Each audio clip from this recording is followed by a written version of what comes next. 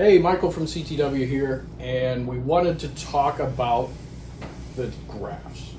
All the graphs that you get to use, try to give you some insight as to just what they really are, where they come from, where they got developed. Essentially, where do the graphs come from?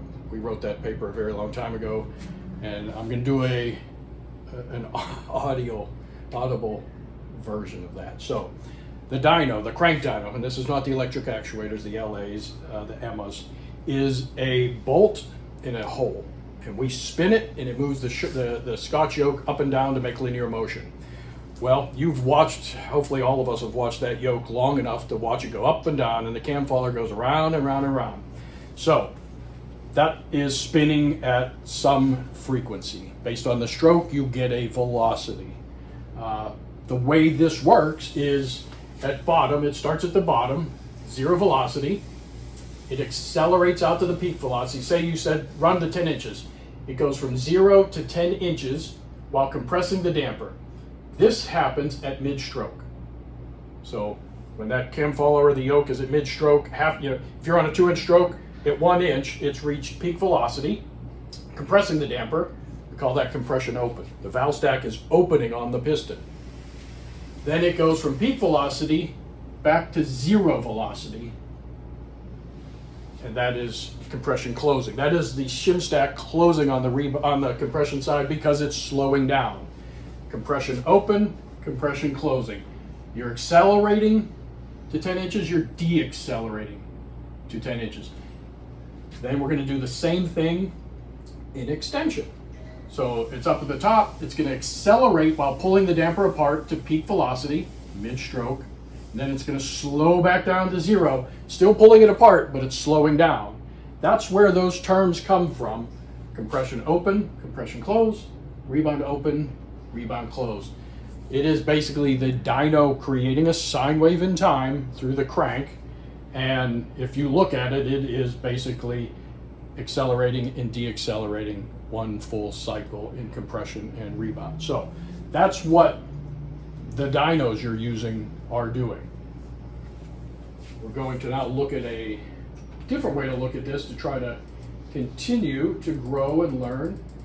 This is the force versus velocity graph that we're also used to looking at. And this is why there's four parts. Some people say there's 2 lines or there's 4 lines. This is where that all comes from. So this would be compression opening out to peak velocity, because this is force versus velocity. So it accelerates out to peak velocity, keeps compressing, but slows back down to 0.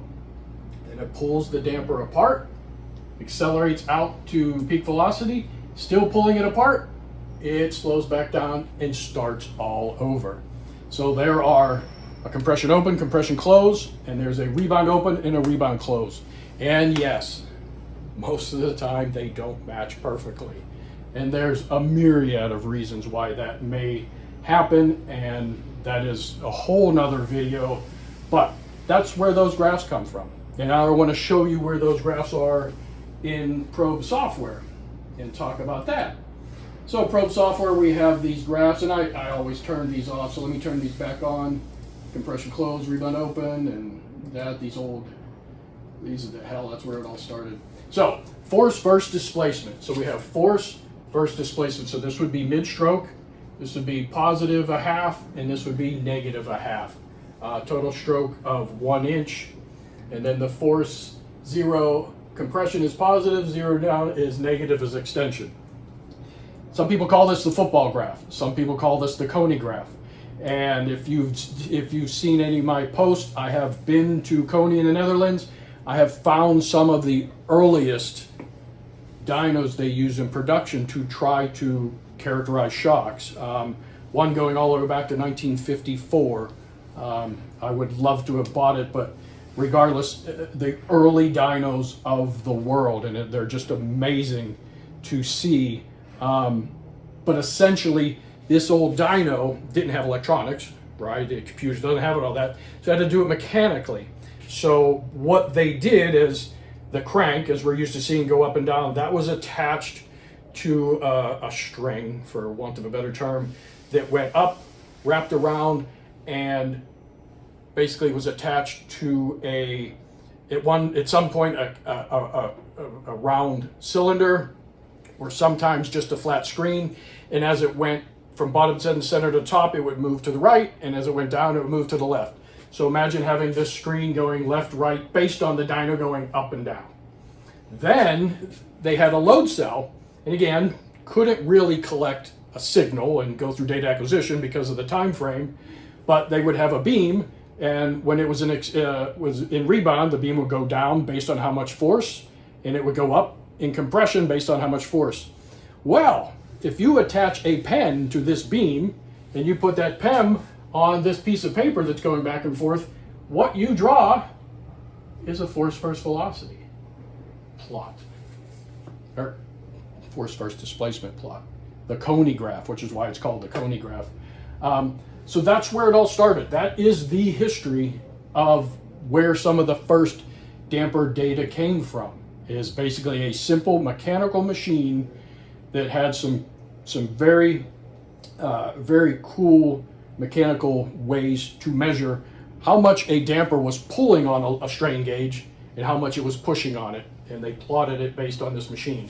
Now they couldn't overlay, they had this plot, it was done, they put another piece of paper on, they run another damper. That goes back to holding them up to the light to see the differences. So to read this graph, this is bottom dead center, top dead center, this is mid stroke, so this is compression open, compression close, rebound open, rebound close. That's the way this works. What they would be looking for is in this area for things like they term as lag. Hysteresis is what has become known today but finding problems, why it doesn't get to force as quickly as they want the curve to happen. I have, for a long time, I've had arguments, and fun arguments, believe me, they're not real arguments, but all the people in manufacturing grew up with this and they can read this. I really can't read this graph very well. I don't like what I see on it. It disturbs me. Ronnie Crooks, any of you know Ronnie Crooks, Doctor Who, he and I would talk about this graph all the time. He can read it. God bless him. I find it easier to read a force versus velocity graph. When we get the force versus velocity, we derive displacement. It, to me, shows differences in issues better than this graph. But Ronnie could read this graph and tell me exactly what I'm seeing in the other graph, and it's just what you're used to. But that's where this comes from. So when we derive velocity from displacement, we get the force versus velocity. And if you never looked at it this way, this is what force velocity really looks like. Zero velocity negative, positive, compression again, positive, compression, negative, rebound. So this is force versus velocity, all four of those cycles that we talked about, accelerating, deaccelerating, accelerating. That's what that looks like. Forever, back in the early 90s, we wanted more screen. That was the whole concept behind this. We wanted to be able to see more of the graph. Back then we had these very tiny screens, 95, we had little laptops with 8-inch screens.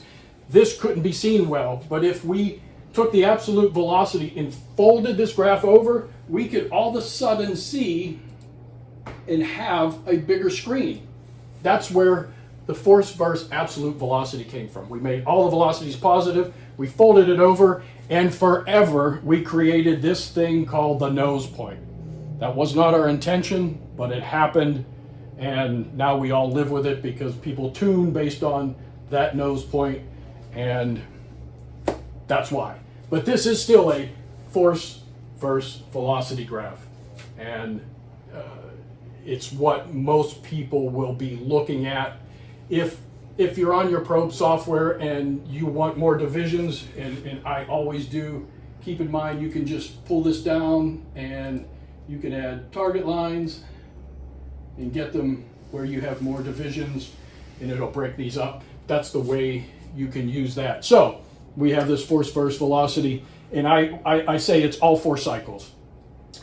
If you want to look at just say the compression close, rebound open, and that would be if you took the crankhead, that one rotation, if you cut it in half, this is the top half of that. So that's compression closing going this way, and that's rebound opening. So that's the top half of your crank circle. And then we have the rebound close, compression open. That's the other half, so that's the bottom half.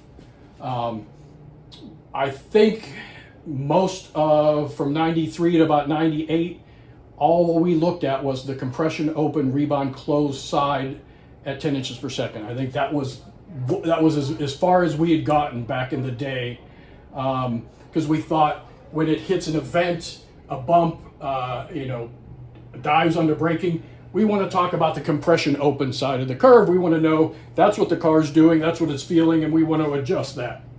The rebound close would be the spring, the tire going back to the ground. It's being released, getting back to traction. So we looked at that graph for ages until finally we had, it comes down to a big enough screen and enough understanding where we went back and started looking at the complete cycle on one graph. Now, people still will look at just half of the cycle. The only thing I'm going to say about that is one side of the cycle can look good, the other one have a problem. If you don't look at both sides or you don't understand that, you could find yourself putting a damper that's not right on the car. And you just have to be careful. So if you're only going to look at one side, like rebound close, compression open, you got to be very careful that you're not missing the overall view of what the damper is really doing. You could have a nick in the tube so that it's not till compression close is hit that it hits that nick and there's a force spike. There's things that can show up in different areas. So those are the graphs. Those are where they come from. That's all the terms you hear in industry and between yourselves and racing you're talking about. That's where the graphs come from. And from here, we go into looking at signals and looking at what's going on in different areas. But for the standard crank dyno, that's what we're talking about. That's how to look at these graphs, that's how to understand them, and that's how to get yourself where you can better tune the damper for the race car, for the racetrack, for the conditions, for the driver, the guy holding the wheel. He's always the most important part of that equation. So there you go. Enjoy. Thank you for watching. If you have any questions or comments, contact us using the information in the video description.